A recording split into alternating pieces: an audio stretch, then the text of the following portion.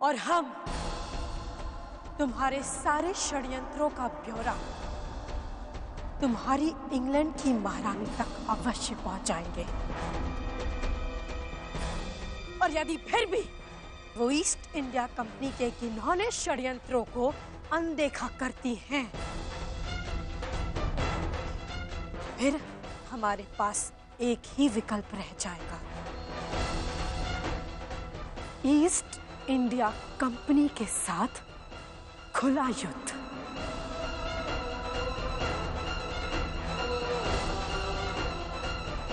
कैसे बचाएंगी आप झांसी का?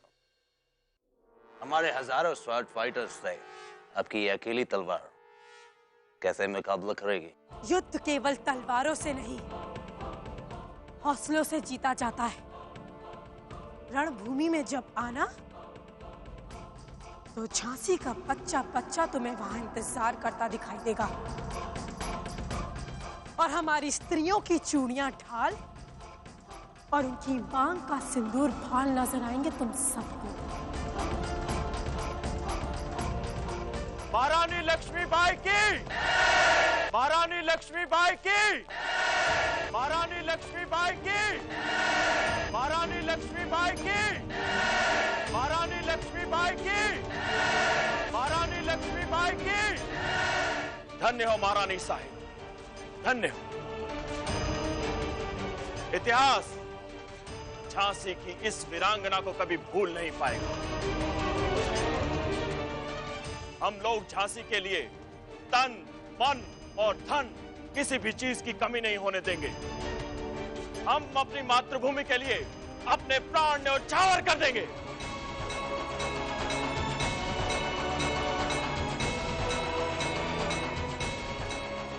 जाओ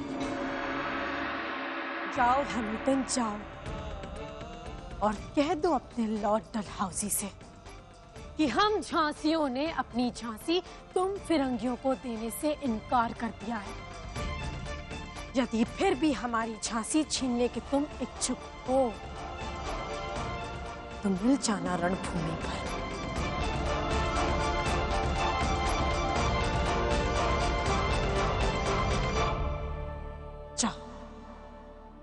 और झांसी की वीरांगना लक्ष्मीबाई के इस जुमले ने ब्रिटिश हुकूमत को दहलाकर रख दिया।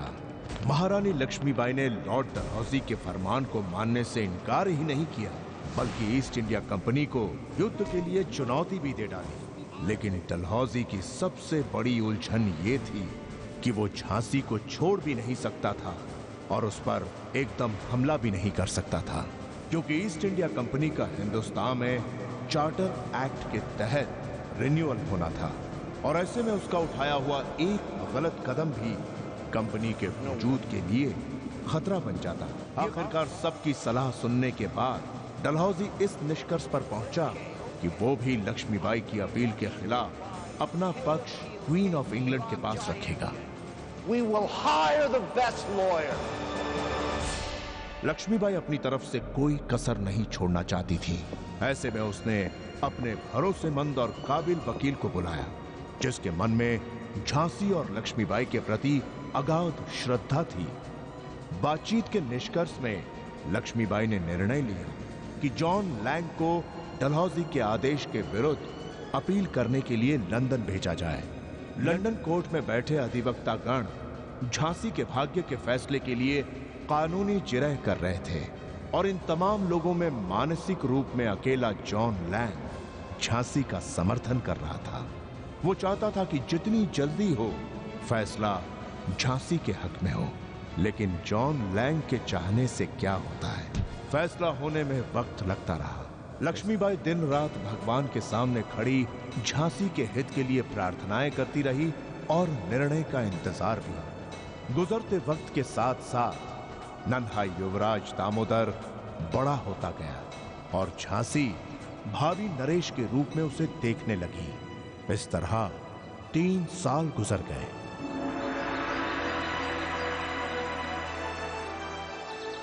अंग्रेज एक तरफ तो पूरे बुंदेलखंड को हथियाने के लिए लंदन में कानूनी लड़ाई लड़ रहे थे और दूसरी तरफ झांसी के आसपास की अन्य रियासतों को एक एक करके ईस्ट इंडिया कंपनी में मिला रहे थे, ताकि वक्त आने पर उन्हें अगर लड़ना भी पड़ा तो वो चारों तरफ के इलाकों पर उनका आधिपत्य पहले से ही कायम रख सके। लक्ष्मीबाई के चट्टान जैसे इरादों का मुकाबला करने के लिए अंग्रेजों ने एक चाल और चली। लक्ष्मीबाई की सेना में हिंदुस्तानी ज्यादा भर्ती ना हो, इसलिए आसपास की रियासतों के हिंदुस्तानियों को अपनी ताकत बढ़ाने के लिए ब्रिटिश सेना में भर्ती करना शुरू कर दिया। लेकिन कौन जानता था कि इतिहास तो करवटों पर करवटें ले रहा था। हक है! हक है! मलंग बाबा,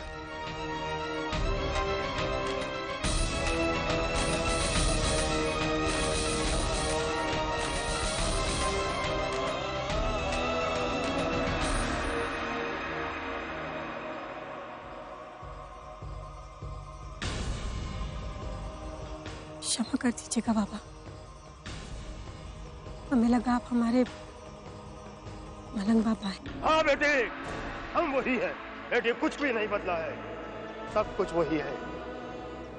बदला है तो सिर्फ ये जिस्म, वही रूह है, वही ख्वाब है बेटी, वही ताबीर और वही हिसाब। आप सही कह रहे हैं, परंतु ये संकट। ना बेटी ना, संकट जितना बड़ा दिखता है हौसलों की चट्टानों में पिस जाता है। अंग्रेजों के पाप का घड़ा भर चुका है बेटी। इस फकीर ने वो चिंगारी किसी की आंखों में फूटती हुई देखी है। हक है! हक है! हक है! हक है! और मलंग की बात 100% सही थी। अंग्रेज सोच रहे थे कि वो हिंदुस्तानियों को अपनी सेना में भर्ती करके अपनी ताकत बढ़ा रहे हैं, लेकिन वो नहीं जानते थे कि उन्हीं की सेना के एक मामूली से सिपाही के होठों से फूटे जय घोष ने हिंदुस्तान की सरजमी पर महाप्रलय का रूप ले लिया था।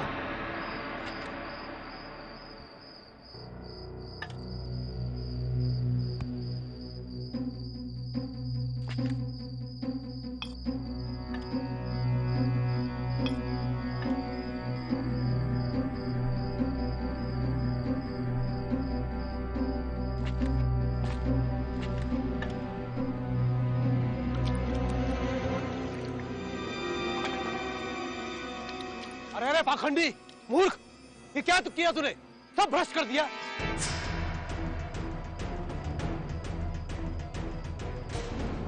अब मैं अपने इन ब्राह्मण ग्राहकों को कौन सा पानी पिलाऊंगा? अरे हमारा घड़ा में पानी नहीं था मिठाई लाल जी। अब का नीच और का हूं, सब बराबर है ना।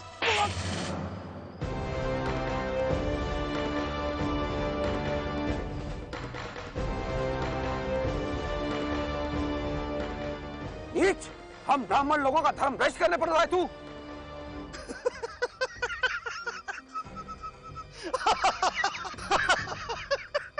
पाखंडी मंगल पांडे के सामने क्षमा मांगने की जगह हंस रहा है। अरे हंसे नहीं तो क्या करे पांडे जी, हमारा ये घड़ा छुए से तो हर धर्म भ्रष्ट हुई गवा। और उन फिरंगियों की नौकरी करते समय सुअर से बना और गाय की चर्बी मिला हुआ जो खोला था ना अपने मुंह से कारतूस, वो खोलते वक्त तुम्हारा धर्म भ्रष्ट ना होता है। नीच! अरे मार लो और मारो, सच को आज का विश्वास ना हो तो चलो हमारे साथ।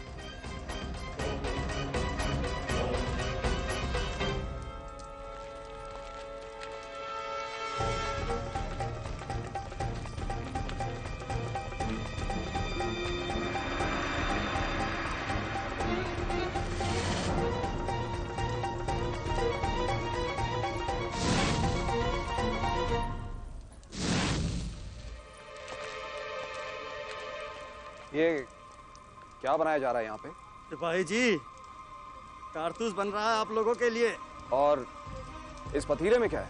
चर्बी है, चर्बी, गाय और सुअर की चर्बी। अरे यह से तो कारतूस का मुंह बंद होता है।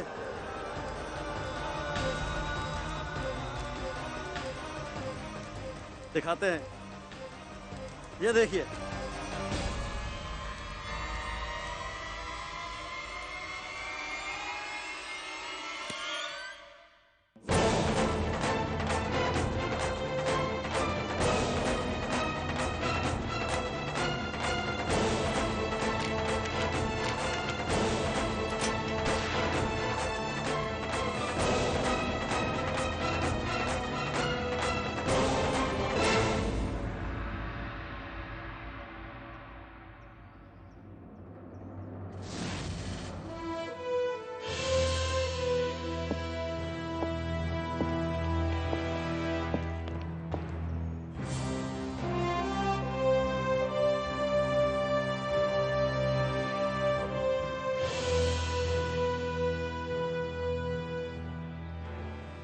तुम सब ऐसे क्यों खड़े हो? अपनी अपनी बंदूकें उठाओ।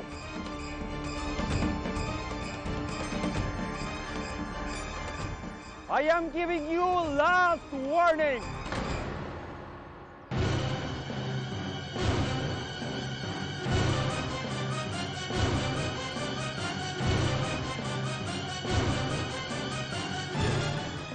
Stop now!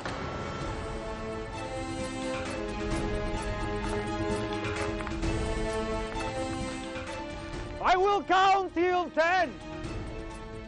उससे पहले तुम सब बंदूकें उतारो, otherwise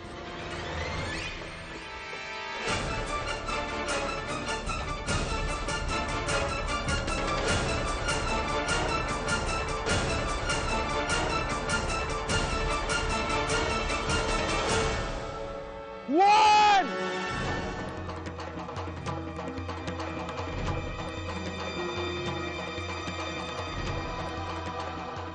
Two.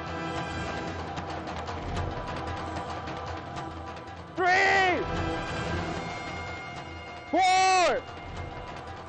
Five. Six. Seven. 8, 9.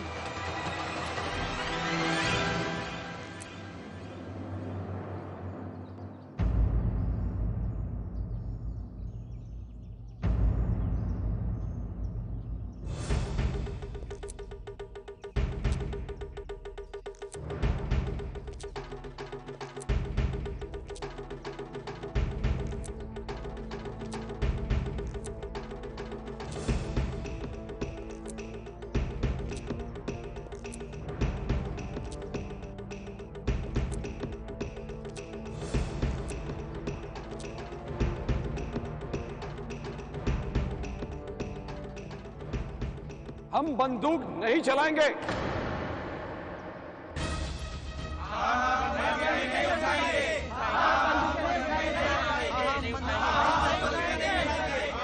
चर्बी से भरे कारतूस हम अपने मुंह से नहीं खोलेंगे। चर्बी से भरे कारतूस हम अपने मुंह से नहीं खोलेंगे। चर्बी से भरे कारतूस हम अपने मुंह से नहीं खोलेंगे। भरे कारतूस हम अपने मुंह से नहीं खोलेंगे। हम अपने मुंह से नहीं खोलेंगे। भरे कारतूस हम अपने मुंह से नहीं खोलेंगे। चर्बी से भरे कारतूस हम अपने मुंह से नहीं खोलेंगे। चर्बी से भरे कारतूस हम अपने मुंह से नहीं खोलेंगे। फायर!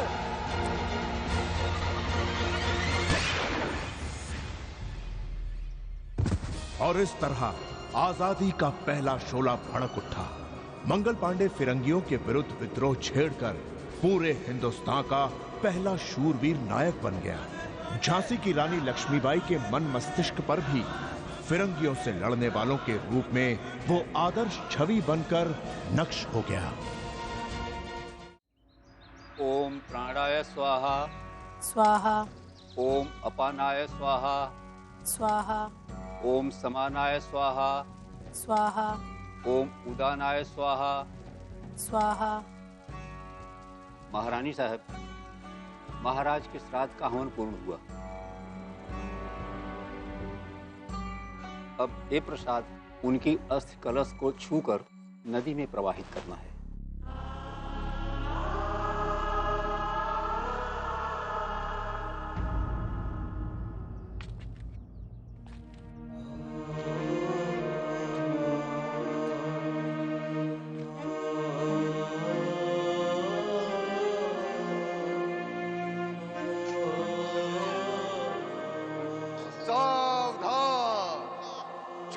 नरेश, महाराज दामोदर राव नेवालकर दरबार में पधार रहे हैं।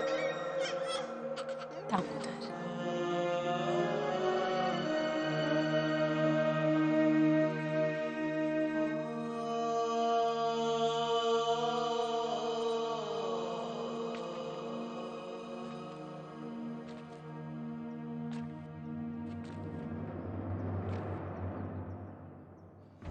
आपके चेहरे की ये चमक हमारे जीते जी कभी समाप्त नहीं होने देंगे। अब हम दोनों मिलकर इस विषम परिस्थिति का सामना करेंगे।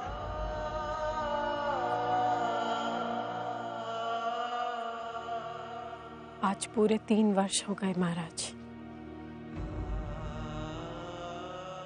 परंतु आपकी याद के घाव भरे नहीं। ये धूर्त फिरंगी कभी हमें न्याय नहीं देंगे, परंतु फिर भी हम उनके निर्णय की प्रतीक्षा कर रहे हैं। इसी कारण आपकी अस्थियां अभी तक विसर्जित नहीं कर पाए। अब तो केवल एक लक्ष्य रह गया है हमारे जीवन में, इन धूर्त फिरंगियों को अपनी झांसी से हमेशा हमेशा के लिए भगा देना।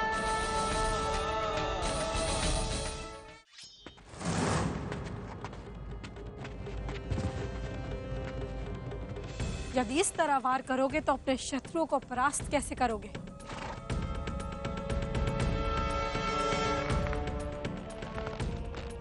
पहले वार रोकना सीखो। ऐसे आना है। जब सामने से वार हो रहा हो तो प्रहार करने वाले हाथों पर दृष्टि रखो। यदि एक बार तुमने अनुमान लगा लिया तो तुम्हारा वार सटीक बैठेगा।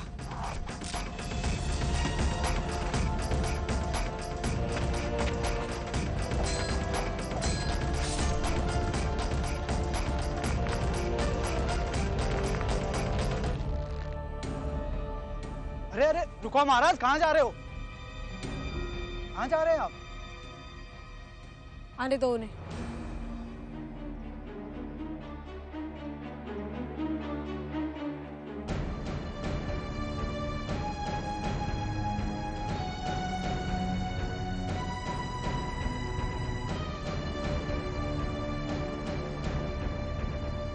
महारानी साहब, हम यहाँ आपके लिए संदेश लेकर आए थे।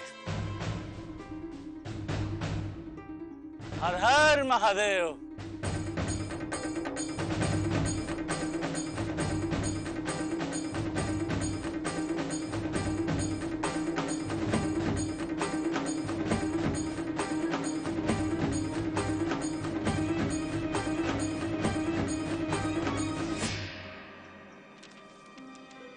मेरठ में सैनिकों द्वारा सुलगाई आग भड़क उठी है।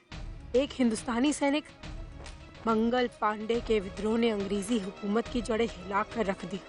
अगर हम सब मिल जाएं, तो इन फिरंगियों को हिंदुस्तान से भगाने में अधिक समय नहीं लगेगा।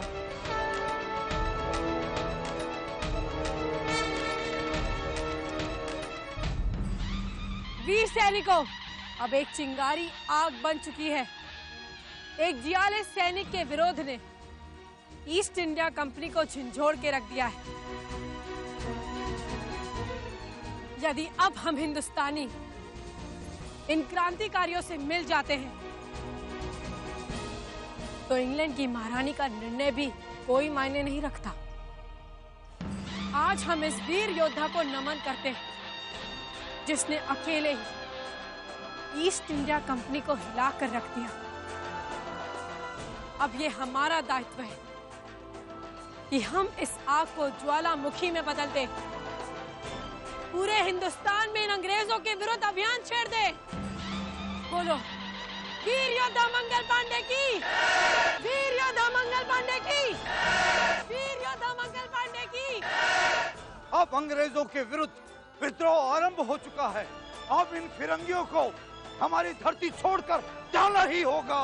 परंतु अब हमें बहुत सचेत होकर सावधानी से कदम रखने हैं। ये अंग्रेज चुप अवश्य है, परंतु इनके दिमाग में हलचल अवश्य हो रही होगी।